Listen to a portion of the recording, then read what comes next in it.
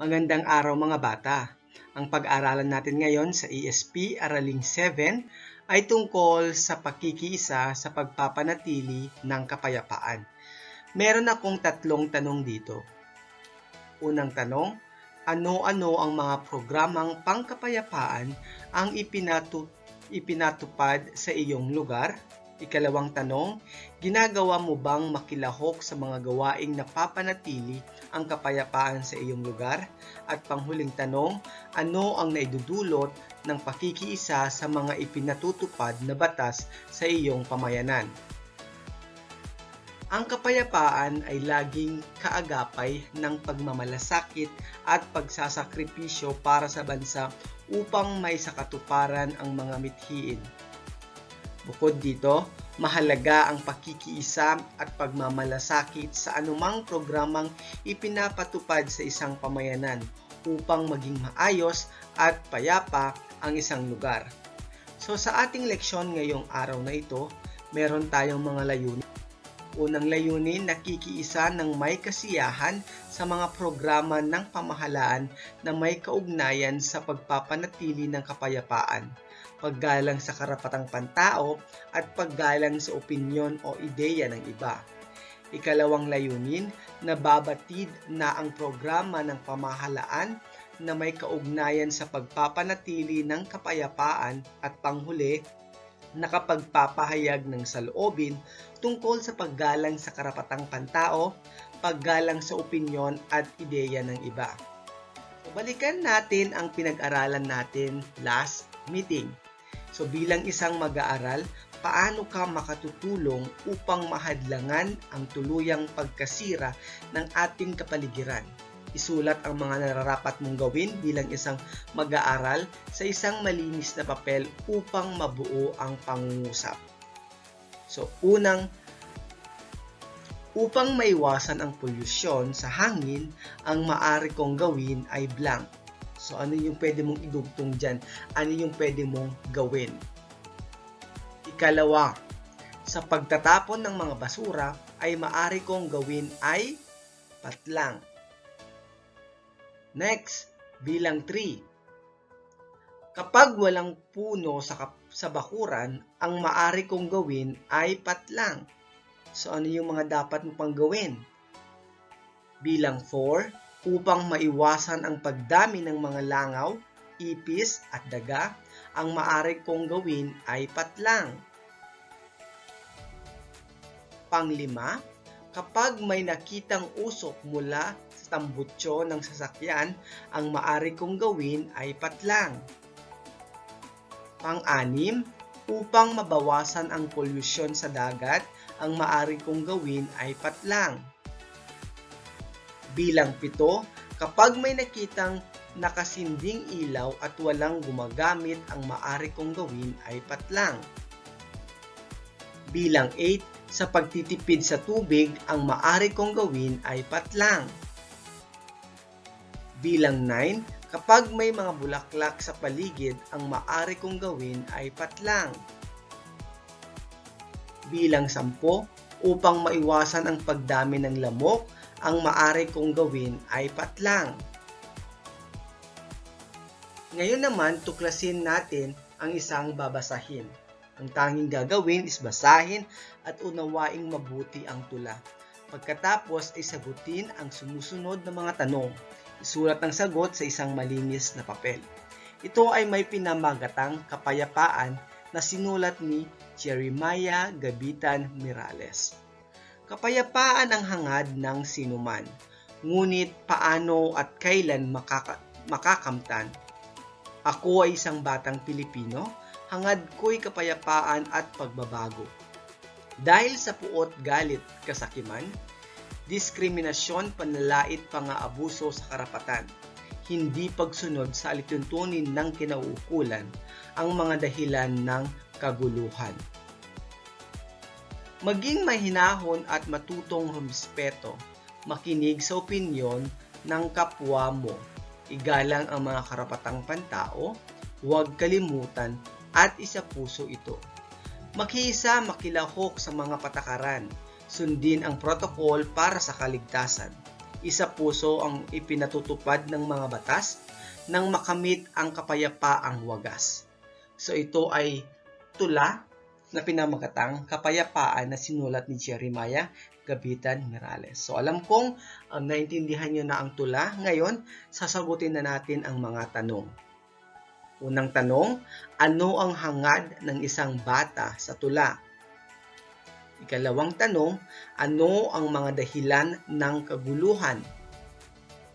Ikatlong tanong, ano ang mga paraan upang makamit ang kapayapaan? Pang-apat, bilang isang mag-aaral, makikilahok ka ba sa mga patakarang ipinatutupad at bakit? Pang-limang tanong, kung may mga taong ayaw sa mga programang ipinatutupad, hihikayatin mo ba silang sumali? Bakit?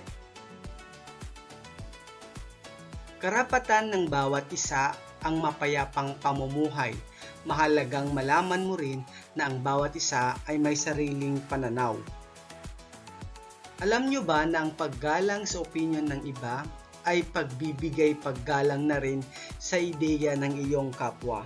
Halimbawa lang nito ang pakikipag-usap ng mahinahon, pag-iwas sa paggamit ng nakakasakit na salita, pakikinig sa opinyon ng iba, at pagtanggap sa kagustuhan ng nakararami lalo na kung ito ay nakabubuti para sa lahat. Ang kapayapaan class ay paggalang din sa mga karapatang pantao nakasulat sa Universal Declaration of Human Rights at maging sa Child Protection Program ang mga karapatan ng bawat tao. So alam nyo ba yung mga karapatang pantao na yan? Ito ang nagsisilbing gabay upang mamuhay ang bawat isa ng payapa at masaya. So ilan sa mga nakasaad dito ay ang mga karapatan ng bawat tao. So unang-una dito ay ang karapatang mabuhay ng malusog, payapa at ligtas. Ikalawang karapatan ng tao ay karapatang makapag-aral at makapaglibang. Another karapatan, pumili ng nais iboto, which is malapit na sa darating na election. Bilang 4, karapatang pumili sa kinaaanibang relihiyong, kultura at iba pa. Kaya naman class, kahit na magkaiba man ang mga paniniwala at pananaw natin sa buhay, iisa lang dapat ang hangarin sa puso ng bawat isa. Ito ay ang tinatawag na kapayapaan. So dahil dito, maraming programa ang isinulong ng ating pamahalaan. Ilan sa mga programang ito ay ang tinatawag na pagsunod sa batas trapiko. Ikalawang programa, pananatili sa loob ng bahay kung oras na ng curfew. Pangatlo, paglilinis ng paligid bilang pagsunod sa clean and green.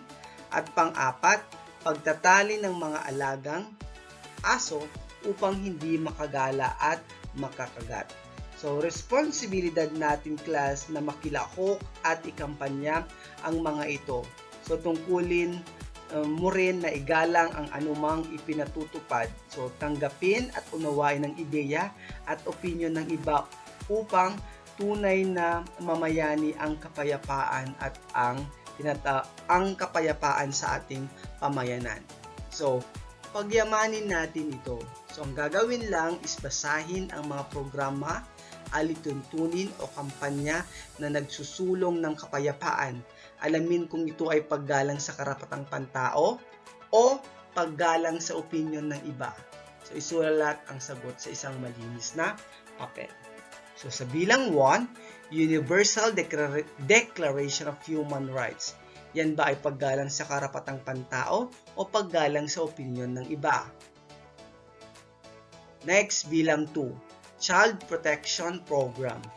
Yan ba ay paggalang sa karapatang pantao o paggalang sa opinyon ng iba? Bilang 3, pagsunod sa kagustuhan ng nakararami lalo na kung ito ay nakabubuti para sa lahat. Yan ba ay paggalang sa karapatang pantao o paggalang sa opinyon ng iba? Bilang 4, malayang pagpili ng nais ibotong opisyales ng Supreme Pupil Government or SPG. Yan ba ay paggalang sa karapatang pantao o paggalang sa opinyon ng iba? Bilang 5, pag-unawa at pagtanggap sa ideya ng iba. Is it paggalang sa karapatang pantao o paggalang sa opinyon ng iba? So isaisip natin ito, class. Isulat ang tama kung ang pahayag ay nagpapakita ng pakikiisa sa pagpapanatili ng kapayapaan at mali naman kung hindi. So bilang 1, pagsunod sa mga protocols ngayong pandemya. Tama o mali? Bilang 2, pagpumilit na sundin ang sariling ideya para sa ginagawang proyekto sa ESP. Tama o mali? Bilang 3, pagsalita ng mahinahon kung nais ipahayag ang sariling opinyon. Tama o mali? Bilang 4, pakikipagkaibigan sa kaklaseng may ibang paniniwala sa iyo. Tama o mali? Bilang 5, panlalait sa kapitbahay na may kapansanan. Tama ba yan o mali? Bilang 6, pagsunod sa batas trapiko. Yan ba ay tama o mali? Bilang 7, pagtali sa mga alagang aso upang hindi makakagat. Tama ba yan o mali? Next, number 8, pagpigil sa nakababatang kapatid na isumbong ka sa iyong magulang sa kasalanang iyong nagawa. Tama ba yan o mali? Ang 9, paglabas ng bahay kahit oras ng curfew. Tamang gawain ba yan o mali? At pang 10 bilang, paggamit ng mga magagalang na salita kung nakikipag-usap. Yan ba ay tamang gawi or mali? So ngayon naman isagawa natin ito. So ang gagawin is ano ang iyong gagawin sa mga sumusunod na sitwasyon. So sa bilang 1, sa unang bilang, nangyayain mo ang kapatid mong maglinis, ay sinagot kang, hindi ako Boy Scout. Ang paglilinis ay ginagawa lamang ng Boy Scout. Ano ang isasagot mo? Ikalawang bilang, iba ang relihiyon ng isa mong kaklase. Niyaya kanyang sumama sa kanilang simbahan. Ano ang gagawin mo? Pangatlong bilang, napansin mong habang nagsasalita ang inyong leader tungkol sa pangkatang gawain, ang ilan sa iyong mga kagrupo ay hindi nakikinig. Ano ang gagawin mo? Pang-apat na bilang, nagbigay ng pangkatang gawain ang iyong guro. Ikaw ang napiling mamuno sa iyong pangkat. Isa sa mga miyembro mo ay nagbahagi ng kanyang ideya para sa inyong gawain. Ano yung nararapat mong gawin? Pang-5 bilang, hating gabi na ngunit malakas pa rin magpatugtog ng karaoke ang inyong kapitbahay. Ano yung nararapat mong gawin? So, tandaan natin, class, na ang kapayapaan ang tanging mithiin ng lahat.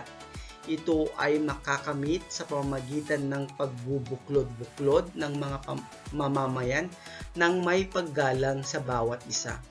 Ang isang payapang pamayanan ay indikasyon na ang mamamayan ay may malasakit sa kapwa at disiplina upang maging masaya, maayos at tahimik ang lugar sa kanilang kinabibilangan.